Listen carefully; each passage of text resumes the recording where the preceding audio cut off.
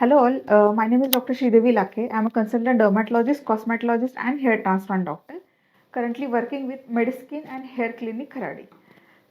So hair transplant के लिए जब भी कोई पेशेंट दिखता है तो सबको best treatment, best result and natural, उसके साथ डेंसिटी एकदम फुल होना चाहिए, ये एक्सपेक्टेशंस रहते हैं।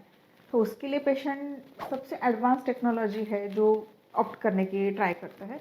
तो उसमें अभी जो रिसेंट में सबसे एडवांस टेक्नोलॉजी है वो DHI, direct hair implantation technology है।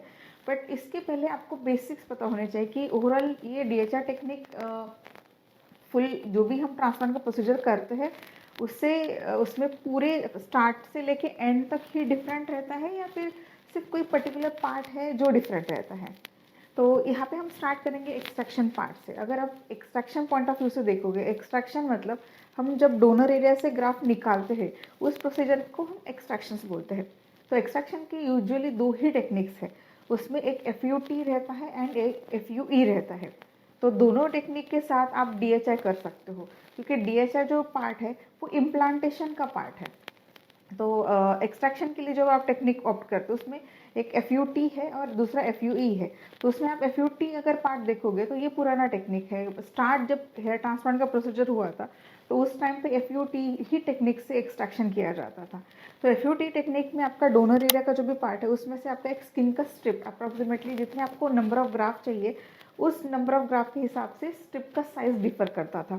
और पूरा आपका स्किन का स्ट्रिप जो है आपके स्कैल्प से बाहर निकाला जाता था और फिर जो भी जिस एरिया से निकाला है उसके जो भी एजेस बचते हैं उसको स्टिच डाल के क्लोज किया जाता था। और जो भी स्ट्रिप निकाला है उसको फिर सेक्शनिंग किया जाता था ब्लेड से अंडर माइक्रोस्कोप, ताकि ग्राफ डैमेज ना हो। और जब भी सेक्शनिंग करके ग्राफ सेपरेट किए जाते थे तो अभी ये जो सेपरेट किया हुआ ग्राफ्ट है वो फ्रंट में इम्प्लांट करना है। तो वो जो फ्रंट में इम्प्लांट करना है वो आप DHI टेक्निक से भी कर सकते हो या फिर प्री मेड स्लिट से भी कर सकते हो। जो FUE टेक्नोलॉजी है वो एक्सट्रैक्शन का एडवांस टेक्नोलॉजी है। तो एक्सट्रैक्शन, इस प्रोसीजर में एक्सट्रैक्शन जब हम करते हैं तो मोटराइज मशीन रहती है, उस पर फ्रंट में एक पंच रहता है जिसके पंच के साइजेस जो रहते हैं वो वेरी करते हैं। कभी वो 0.7 mm का, कभी 0.8 mm का, 0.9 mm का, जिसे हम जितना कम साइज में यूज़ करें, जितना कम स्कार या फिर प्रोमिनेंस दे उतना नेचुरल लुकिंग होता है। और इवन डोनर एरिया जो है उसका विजिबिलिटी, अगर पेशेंट 0 ट्रिम करता है, 1 साइज ट्रिम करता है तो उस केस में डोनर एरिया में ये समझ में ना आए कि वहाँ से कुछ एक्सट्रैक्ट किया है। और जितना आप साइज पंच का कम यूज़ करते हो उतना नंबर ऑफ ग्राफ जो यील्ड रहता है वो बेटर रहता है। तो ये दो टेक्निक है FUT एंड FUE आपके एक्सट्रैक्शन के। अभी हम आते हैं इम्प्लांटेशन पार्ट में। तो इम्प्लांटेशन एंड एक्सट्रैक्शन के बीच में एक पार्ट रहता है स्लिट मेकिंग का।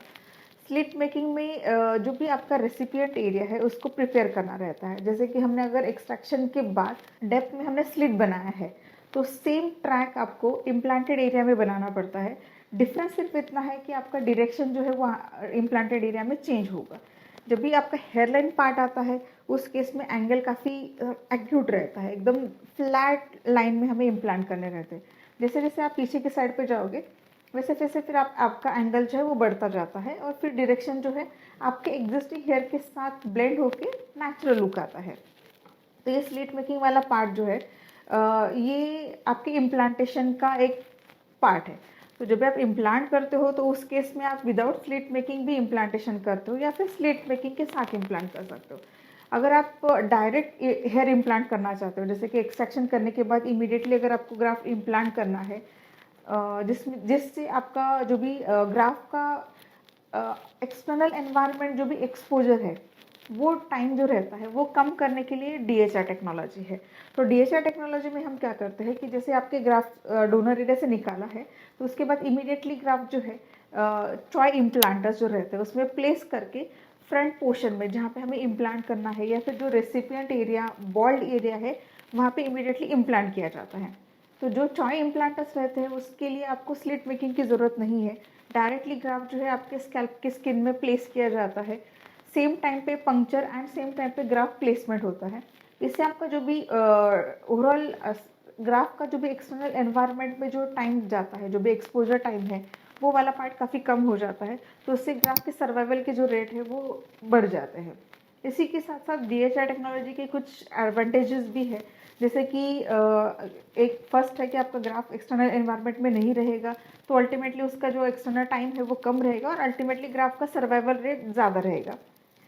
सेकंड है कि जो पेशेंट में हेयर लेंथ उनको कम नहीं करना है या फिर उनको ट्रिम नहीं करना है, या फिर जो पेशेंट में ट्रिमिंग डिफ़िकल्ट है, जैसे फीमेल पेशेंट्स रहते हैं ट्रिम नहीं कर सकते, उनको जो एग्जिस्टिंग हेयर लेंथ है उसी में इम्प्लांट करना है, ऐसे पेशेंट में DHR टेक्नोलॉजी या फिर टॉय इम्प्लांटर पेन से जो टेक्नोलॉजी रहती है वो काफ़ी ईजी हो जाती है, सो दैट उनकी एग्जिस्टिंग हेयर जो है जस्ट सेपरेट करके उनके बीच बीच में इम्प्लांट करना है, और उसमें इवन ब्लीडिंग वाला जो पार्ट रहता है वो काफ़ी कम रहता है। तो मैटिंग या फिर पोस्ट इम्प्लांट के बाद जो भी ब्लीडिंग की वजह से इन्फेक्शन होने के चांसेस रहते हैं वो पार्ट काफ़ी कम रहेगा। हीलिंग काफ़ी नेचुरल रहती है।